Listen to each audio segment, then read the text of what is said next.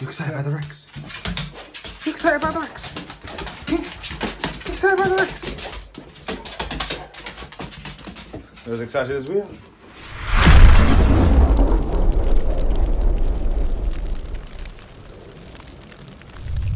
Hey guys, welcome back. So the day is finally here. We are tearing apart our breeding room. We'll give you a really brief tour of what it was or what it is. And excited. New racks inbound. Snakes getting all new enclosures. Can't wait to see what this room looks like. So if we have a look around, this is what our breeding room was before. So all of these were custom made by us, built from scratch. Please ignore the dust looking thing. We are all just a little bit paranoid. It's all diatomaceous earth, but you can see these were all designed and built by us, and they've done a good job so far. A few things could have been improved, and I think that's why we're moving towards a newer rack system. So we had, these guys have all got wedges because, I don't know if you can pick that up, the gap was too big on the top boxes, so animals were poking their noses out, and we don't want that. We don't want any animals getting their noses rubbed. But yeah, a quick look of what the room once was, and what it, oh, let's step back, and what it will very shortly become. Let's get on with the build.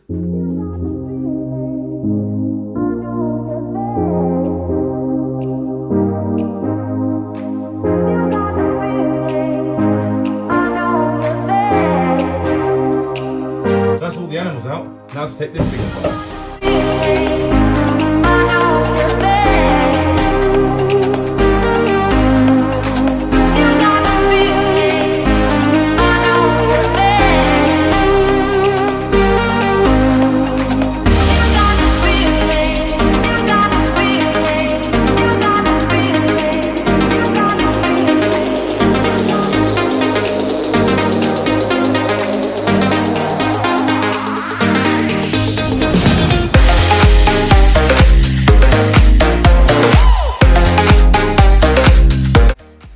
So morning of day 2. Yesterday was a lot of work. Now we'll just show you what we've done, what we're keeping. So this is where our old rack used to be. It's obviously no longer here. That's all gone now. Our incubator and one of the racks that we decided to keep, they're now here. So our incubator is nice and high. Obviously need to give everything a little bit of a clean. We've been cutting up wood. This is just, all I can say is chaos, basically. This rack is staying. We had to adjust it by cutting off the top so that it will fit on top of the new racks that are coming very shortly. And so, yeah, we're just now waiting, the pooches, we're just all waiting for the racks to get delivered, and then we can fit them all into here. It's gonna look great.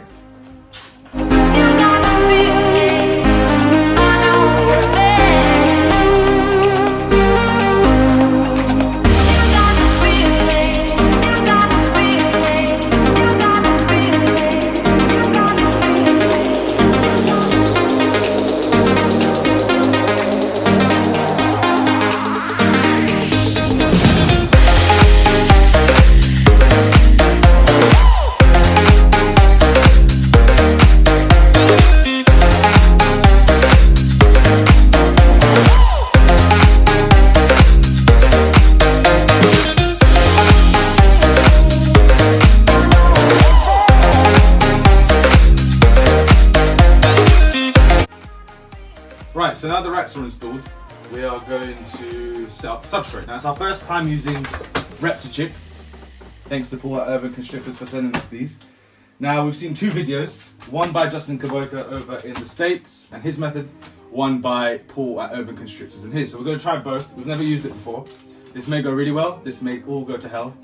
I have no idea yet. But we're going to start with Kaboka's method, which was essentially drown the block until no more bubbles show, and then flip it, drain it, and yeah, we'll see how that goes. So first of all, I'm going to get the block out of the bag.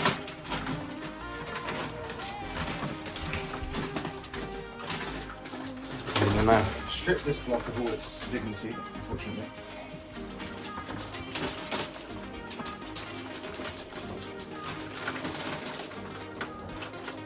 Oh Jesus. So, right. So from what we understood, hold it underwater. And obviously the thing's going to expand, and it's a 70 litre rub, but then again I don't expect it really. Oh my god, it's pushing against me, it's rising from the depths. Okay, let me just quickly flip it now, because this thing is expanding. This thing is expanding faster than I anticipated. Yeah, so dogs are fighting. Dogs! So I don't know, is that done? I mean, I'm going to flip it one more time because I can't see bubbles. It's not going under anymore. It's not going under, it's about 2 inches. Well, I mean, the water level is dropping dramatically. You know? So, now in the truth. So the idea is we're going to drain it and throw it into this bucket here and see what happens there. So, from what I understood, you lift it. Oh my Jesus! As he predicted. I soaked it too long.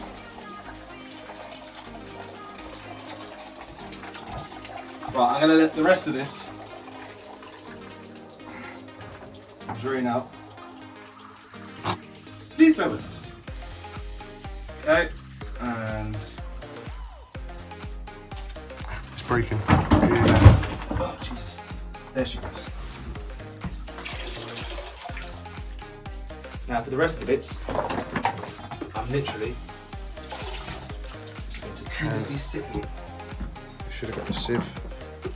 and drain all this by just squeezing all the moisture out as much as I can. So, and then we'll come back once we've done this and try the other method. So right, now we've tried that method, it seems to have worked all right. We've drained this and we're going to try a method we saw with Paul from Urban Constrictors, where I think Gavin from Balls to You also did a similar method. It's a nice video. So we're just going to remove the top of the bag. Hopefully it's got no holes lower down. Take out the paper out. And we've already measured 5 litres of water before. Here's one I prepared earlier. So 5 litres of water, I'm just going to fill it up and then leave it alone. Pour it over, nice and slow. And I can already see her expanding.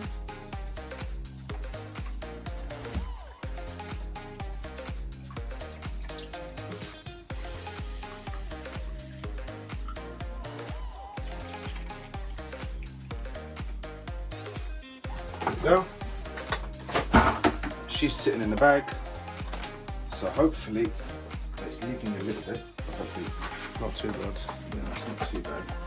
But whilst we let that one do what it shall do, here's the one we did using Kaboika's method, and for the most part, it seems pretty good. I think it's a bit on the Dry side. No, actually wet Wet side. side. Yeah, so it's a little on the wet side. Again, I can't get any water. It looks really dry through the camera. Fun.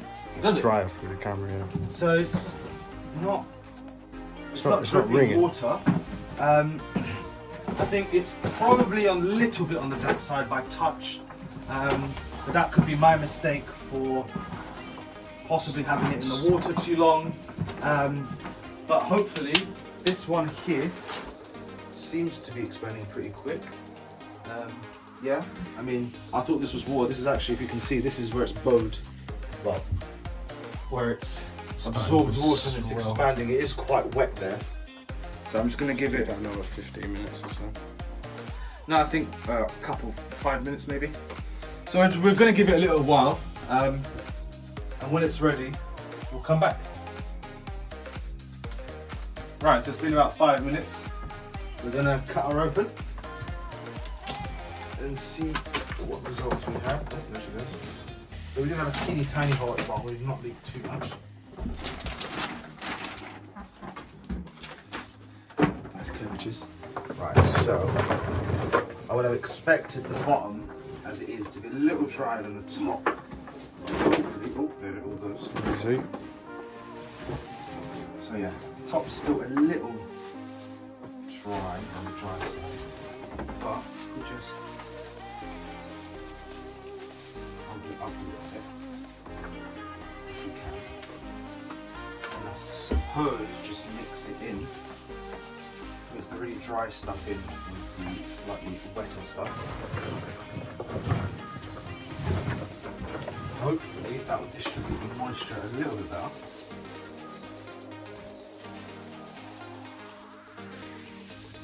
One thing I might have done wrong is adding the water too quickly perhaps.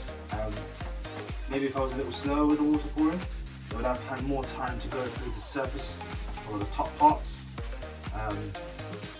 rather than pooling mostly at the bottom. But I mean, it is kind of hard, it just needs now to be mixed around. And I suppose it's the first time we're doing it, so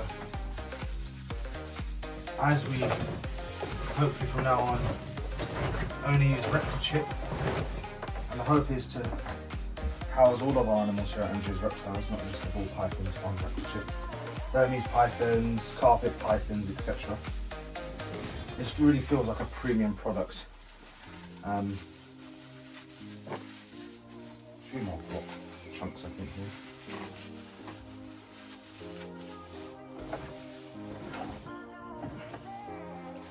Here. So it seems to be obviously the distribution of dry and moist for me seems to be quite even, so hopefully that means that we'll get a nice consistency once it's all mixed up. This and this is a 70 litre rub. So you can see only part of it is expanded and it's already about halfway.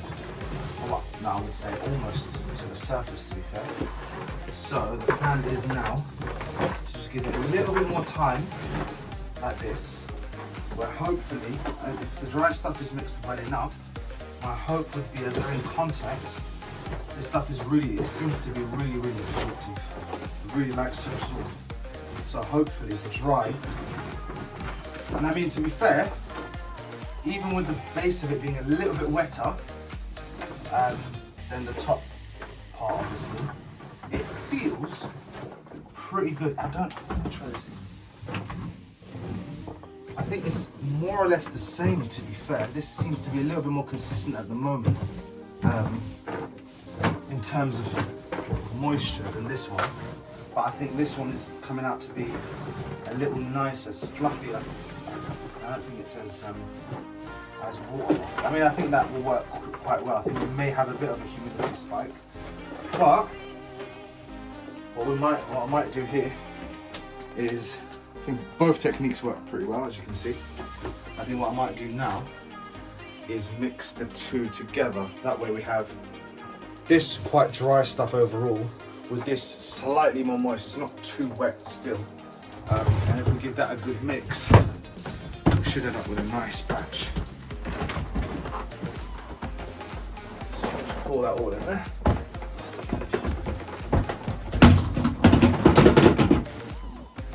I honestly can't remember what volume this thing is. I would assume, based on the fact that we have two 70 litre breeder blocks in here. 130. Oh no, I would say this is probably a 150 litre tub. Because you would expect roughly, give or take, about 140 litres from two blocks.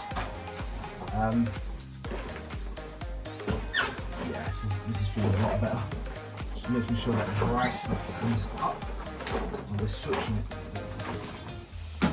Yeah, and that feels like a nice, even, not too moist. No, that's really nice. Used to more working with orchid bark and coconut fibre, And compared to that stuff, this is amazing. This is brilliant. So yeah, that's the coconut fiber made. Coconut fiber? Sorry. Reptichip, where are you? Reptichip, shout out to you guys. Shout out to Paul from Urban Constrictors for supplying us with this. And let's get on setting up the rest of. Yeah, let's get on setting up the rest of the new tubs. Python Junkie loading up his car. There goes our boy Rack. There he goes.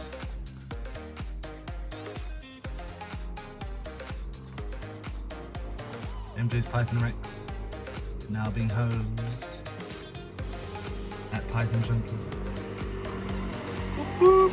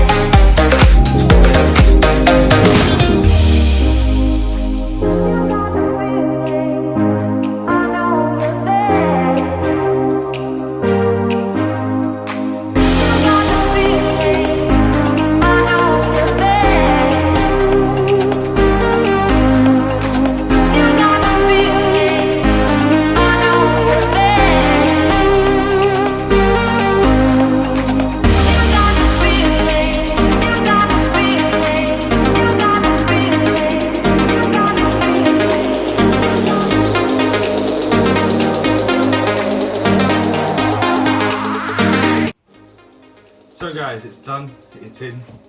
I mean, what can I say, it looks glorious. Some of our girls are obviously liking it, they've already christened it. I think we've cleaned about 4 or 5 tubs already. I don't know what word I was trying to say there. It's been a long 48 hours. I think it's about 3:15, 3:30 in the morning. And yeah, we are done. I think 48 hours of hard labour.